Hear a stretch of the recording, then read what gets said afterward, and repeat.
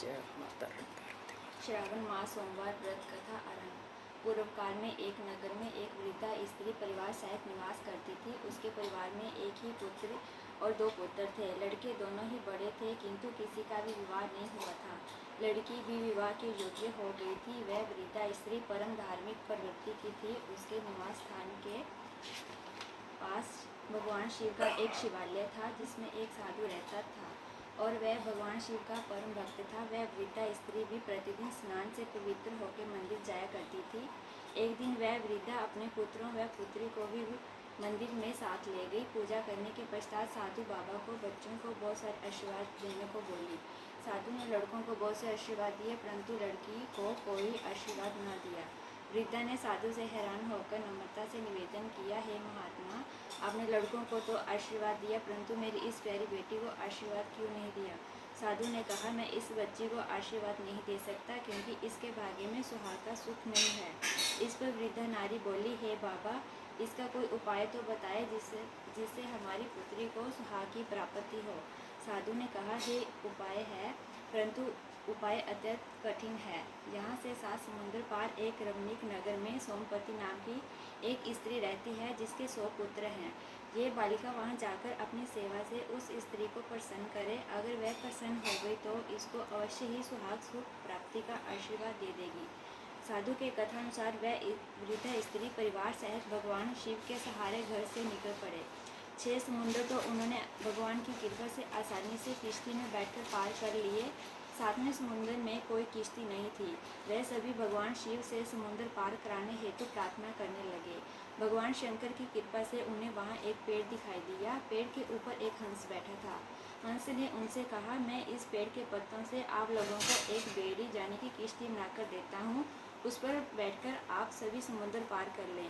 भगवान शिव की कृपा से उस हंस ने पत्तों से बेड़ी बनाया और उस पर सवार होकर वृद्धा परिवार सहित 7वें समुद्र को भी पार कर गई। थोड़ी दूर चलने पर एक रमणीक नगर में पहुंचे। वहां पर उन्होंने सोमपति को देखा और उसके 100 पुत्रों व बहुओं को भी देखा। उसके बहू बेटे सभी अलग अलग रहते थे। वह सभी सोमपति के घर पास छुपकर रहने लगे।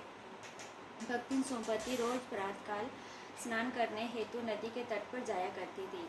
जैसे ही सोमपति स्नान के लिए निकलती थी, तो वह लड़की हर रोज चुपचाप उसके पीछे से घर में जाती और घर का झाड़ू, चौका, बर्तन आदि साफ करके वापस आ जाया करती थी। स्नान करने जब भक्तिन सोमपति घर आती थी, तो घर की साफ सफाई देखकर हैरान हो जाती थी और सोचती थी कि ऐसा कौन कर जाता है। ऐसे ही महीनों बीत गए। एक दिन किसी कारणवश सोमपति की नींद देर से खुली, परंतु वह लड़की अपने नियमानुसार उसके घर साफ सफाई के लिए आ पहुंची और अपना नित्य का कार्य करने लगी। सोमपति ने उस लड़की को देखकर पूछा, बेटी तुम कौन हो? यहाँ पर किस लिए आई हो? तुम्हें क्या चाहिए? सोमपति के वचनों को सुनकर लड़की उसके चरणों पर गिर पड़ी। सोमपति ने अर्ध निंद्रावस्था में उसको आशीर्वाद दिया, बेटी दूधवती, पुत्रवती और सौभाग्यवती हो। आशीर्वाद प्राप्त कर लड़की ने जब सिर को उठाया तो सोमपति ने देखा कि इसके भाग्य में तो सुहाग सुख नहीं है, परंतु मैंने इसे पुत्रवती होने का आशीर्वाद दे दिया है। ये कैसे होगा? भक्तिन सोमपति अभी सोच ही रही थी कि लड़की की माँ व भाई सभी वहाँ पर आ गए। सभी सोमपति से प्रार्थना करने लगे, हे माँ, अब आप ही इसकी माँ हो और आप ही इसको इसकी खुशियाँ दे सकती हो। भक्तिन सोमपति ने कहा, ठीक है, मगर इस श्रावण मास में आप आने वाले सभी सोमवार को भगवान शिव की पूजा व व्रत करें तो सभी कामना इसकी पूरी हो जाएगी। आप लोग भी इसके लिए श्रावण के प्रथम सोमवार को लड़का ढूंढना, दूसरे सोमवार को सगाई करना, तीसरे सोमवार को शाही चिट्ठी भेजना और चौथे सोमवार को बारात मंगवाना। जैसे ही लड़का लगन मंडप में बैठेगा, उसी समय वह मृत्यु तुल्य अवस्था में आ जाएगा। सभी रोने लगेंगे, परंतु आप लोग घबराना नहीं, हमें याद कर लेना, सब ठीक हो जाएगा। सभी सोमपति माँ से आशीर्वाद प्राप्त कर घर वापस आ गए। माँ सोमपति ने कथानुसार वह लड़की श्रावण मास का सोमवार का व्रत करने लगी। श्रावण के पहले सोमवार को उसकी माँ और भाइयों ने लड़का देखा। दूसरे सोमवार को धूमधाम से सगाई हुई। तीसरे सोमवार को शाही चिट्ठी भेजी और चौथे सोमवार को बाजे गाजे के साथ बारात आ गई। जब लगन का समय आया तो लड़के को लगन मंडप में बुलाया गया। लड़का लगन मंडप में जैसे ही आसन पर बैठा कि वह मृत्यु तुल्य अवस्था में आ गया। बाराती व लड़की के रिश्तेदारों में कोहराम मच गया। सभी रोने लगे। लड़की मन ही मन में भगवान शंकर व पार्वती को याद करने लगी, हे भोलेनाथ, मेरे सुहाग को जिंदा कर दो।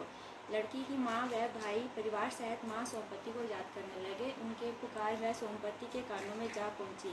उस समय माँ सोमपति ने अपने सभी बहू और पुत्रों पर जल छिड़कर उस सभी को सुला दिया। उसको सुलाने के पश्चात वह अपनी पड़ोसन के पास गई और उसको कहने लगी कि कोई भी हमारे पुत्र व बहू को जगाए ना। अगर कोई जगाएगा या कोई जाग गया तो वह मर जाएगा।